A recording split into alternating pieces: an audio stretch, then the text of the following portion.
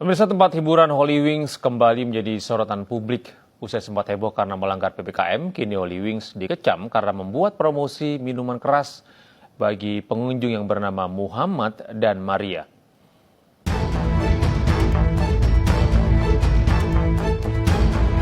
Salah satu tempat hiburan ternama di Jakarta, Holy Wings, kembali menjadi sorotan. Pasalnya, melalui unggahan di Instagram, Holy Wings membuat promosi gratis minuman beralkohol setiap hari Kamis bagi pengunjung bernama Muhammad dan Maria. Kecaman pun bermunculan dari warganet. Mereka menilai hal tersebut tidak pantas karena melibatkan nama Nabi untuk promosi minuman keras. Kecaman juga datang dari GP Ansor DKI Jakarta. Mereka bahkan mengancam akan menggeruduk tempat hiburan ini. Assalamualaikum warahmatullahi wabarakatuh. Perkenalkan, nama saya Siti Maulidia dengan NIM 2019-122-1010 dari kelas manajemen APG semester 6. Pada kesempatan kali ini saya akan menjelaskan mengenai dua topik masalah untuk memenuhi tugas ujian akhir semester mata kuliah teori pengambilan keputusan. Adapun topik yang akan saya jelaskan yang pertama yaitu apa yang terjadi pada kasus pengambilan keputusan promosi Holy Wings menggunakan 3 analisis, yakni yang pertama berdasarkan teori bias pengambilan keputusan, yang kedua berdasarkan perspektif Six Thinking Heads, dan yang ketiga berdasarkan perspektif Badna dan Sopa dalam negosiasi. Selanjutnya, untuk topik kedua yang ingin saya bahas adalah apa yang harus dilakukan ketika terdapat masalah tingginya labor turnover atau keluar masuknya karyawan. Berlanjut pada topik yang pertama, yaitu analisis kasus pada Holy Wings berdasarkan teori bias pengambilan keputusan. Secara definisi, bias merupakan kecenderungan kesalahan prediksi. Aspek bias merupakan salah satu aspek yang cenderung menghasilkan keputusan secara mutlak. Pengambilan keputusan memiliki kemungkinan untuk mengambil keputusan yang salah.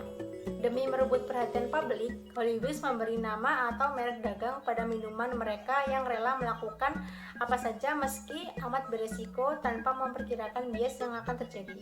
Melalui iklan promosi dengan muatan sara yang di dalamnya terdapat nama Muhammad dan Maria yang tengah lagi viral, justru akan berpotensi menjadi bias yang fatal dan menjadi bumerang bagi perusahaan itu sendiri. Apalagi minuman ini diberikan secara cuma-cuma atau gratis kepada pengunjung yang bernama Muhammad dan Maria seperti pada nama minuman tersebut, sehingga bias terjadi sangat fatal. Analisis kedua berdasarkan perspektif Six Thinking Heads atau topi 6 berpikir adalah cara menyelesaikan masalah dari berbagai sudut pandang melalui jalan yang bebas konflik dan menggunakan pendekatan berbeda. Terdapat 6 jenis topi meliputi putih, merah, hitam, kuning, biru, dan juga hijau. Dalam analisis kasus Holy Wings dapat dilakukan menggunakan perspektif Six Thinking Head, yaitu yang pertama ada topi putih, identik dengan kemurnian yang bertugas sebagai analisa. Kita diminta untuk membuahkan hasil analisis berdasarkan observasi pada lingkungan sekitar. Dalam analisa kasus Holy Wings sangat membuat masyarakat geger dan marah akan kebijakan Holy Wings yang seharusnya tidak dilakukan oleh manajemen. Yang kedua yaitu ada topi merah, berarti mempertimbangkan segala sesuatu dengan emosi, yang memposisikan apabila keputusan ini diambil secara kontroversi dan seperti apa dampak yang akan terjadi sehingga keputusan itu bisa dikendalikan efeknya. Yang ketiga yaitu ada topi hitam, melihat sisi kesulitan, kerugian, dan juga konsekuensi negatif dapat membantu merancang perencanaan lebih baik guna untuk menangkal hal-hal negatif ke depannya serta memperbaiki kekurangan dan resiko fatal sebelum melangkah maju ke depan. Hal ini belum diterapkan pada Holy Wings karena tidak adanya kontrol terkait strategi marketing yang baik, sehingga ketika keputusan dijalankan dan menuai kontra publik, manajemen tidak bisa meminimalisir dampaknya. Yang keempat yaitu ada topi kuning, fokus pada manfaat, nilai yang melekat, dan keuntungan. Dalam kasus Holy Wings, alasan diambilnya keputusan bermuatan sara adalah untuk meningkatkan penjualan dan pemasukan pada perusahaan. Tetapi berdasarkan aspek lain, sangat menimbulkan kontroversi yang membahayakan kelangsungan perusahaan sendiri. Kelima yaitu topi biru, merujuk pada proses kontrol diharapkan dapat mengatur jalannya diskusi. Semisal ketika ide mengering, mereka akan memasang topi hijau. Dalam kasus ini, kurangnya manajemen kontrol ke atas yang tidak optimal yang menjadikan keputusan tersebut menjadi bumerang. Yang terakhir yaitu ada topi hijau, fokus pada kreativitas, inovasi, dan penyelesaian dengan cara baru. Sehingga dengan topi hijau, kesalahan akan pengambilan keputusan pihak Holy Wings mengenai nama atau merek pada minuman mereka yang menuai unsur sara bisa terselesaikan. Analisis ketiga berdasarkan perspektif Batna. Batna sendiri adalah rencana negosiasi tentang beberapa alternatif yang dapat ditempuh oleh negosiator untuk membuat atau tidak membuat kesepakatan dengan pihak lain berdasarkan tujuan negosiasi yang ingin dicapai.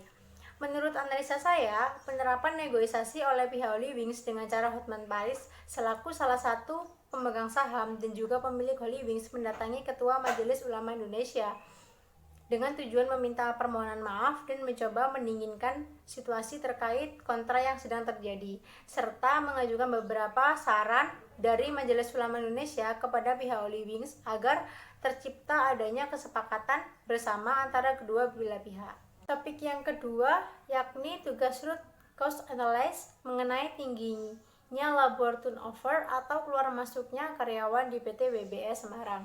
Turnover atau keluar masuknya karyawan adalah aktivitas bergantian karyawan suatu perusahaan yang disebabkan oleh faktor penentu terjadinya perpindahan karyawan tersebut, baik secara sukarela maupun tidak.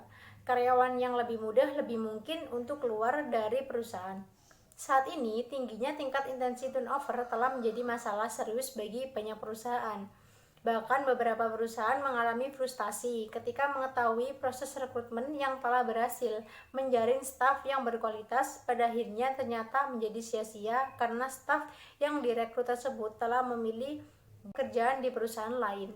Dampak negatif yang dirasakan akibat terjadinya turnover pada perusahaan yaitu pada kualitas dan kemampuan untuk menggantikan karyawan yang keluar di perusahaan, sehingga butuh waktu serta biaya baru dalam merekrut karyawan baru.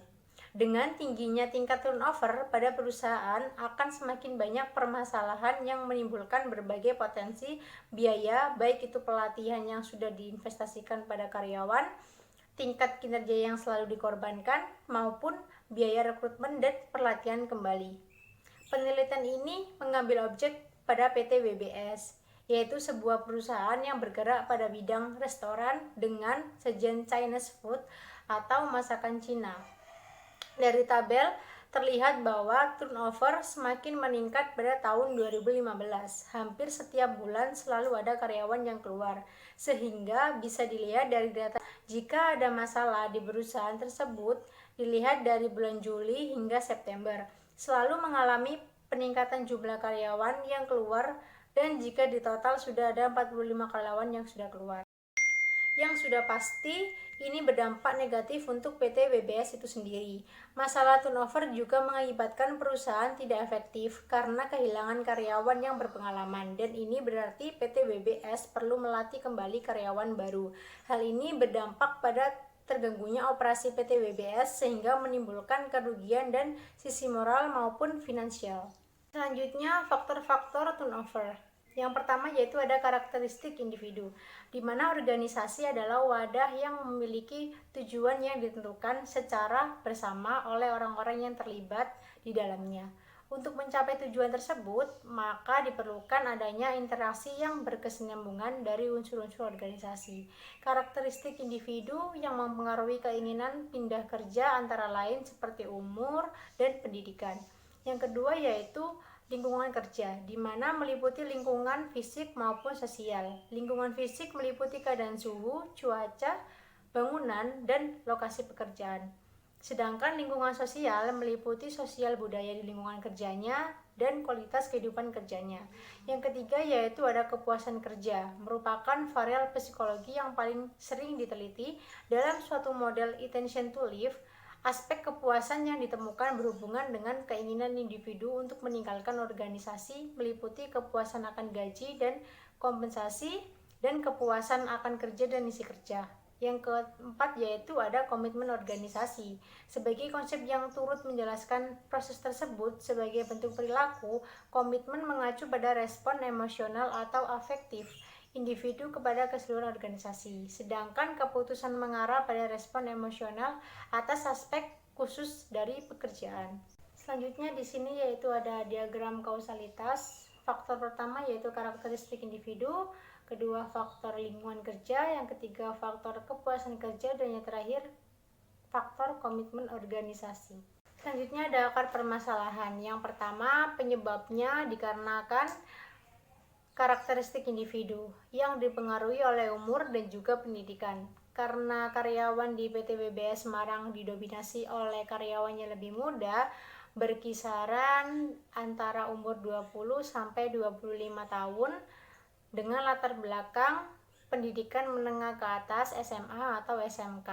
Karena usia mereka termasuk dalam kategori usia produktif, di mana dalam masa usia produktif seseorang memiliki semangat di dalam dirinya untuk mengejar atau meraih sesuatu yang dengan tujuan peningkatan karir dan juga salary.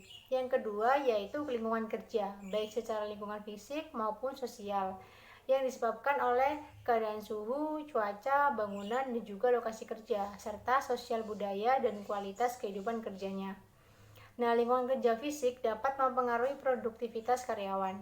Lingkungan kerja sosial sebagai kondisi lain dari lingkungan kerja fisik yang berkaitan dengan hubungan kerja karyawan yang dapat mempengaruhi kinerjanya. Untuk menciptakan suasana lingkungan kerja yang baik, diperlukan hubungan atau interaksi antara karyawan yang baik, karena hal tersebut dapat menciptakan suasana yang lebih nyaman dan juga membuat karyawan lebih bersemangat dalam bekerja dan meningkatkan kinerjanya, dan juga sebaliknya. Penyebab yang ketiga yaitu kepuasan kerja yang dipengaruhi oleh gaji dan kompensasi. Kepuasan akan kerja dan juga isi kerja yang disebabkan oleh rata-rata standar gaji karyawan di PT BBS Semarang tersebut belum mampu menyesuaikan dengan UMR Semarang. Artinya, rata-rata karyawan yang bekerja di perusahaan tersebut belum mampu mencukupi kebutuhan sosialnya sesuai dengan standar minimal kehidupan yang layak di Kota Semarang. Besarnya kompensasi yang diterima karyawan berbeda satu dengan yang lainnya, tergantung dari penilaian pihak manajemen terhadap kinerja karyawan. Sedangkan penilaian dari pihak manajemen seringkali kurang objektif. Hal inilah yang membuat karyawan merasa menerima ketidakadilan dan ketidakpuasan dari pihak perusahaan. Selanjutnya, kepuasan akan kerja dan isi kerja terdapat tekanan berlebihan dalam bekerja yang mengakibatkan stres dalam bekerja.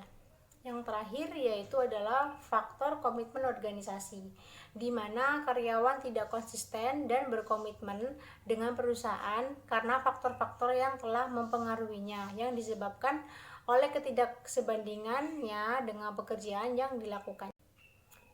Sekian penyampaian tugas yang telah saya sampaikan, kurang lebihnya saya mohon maaf.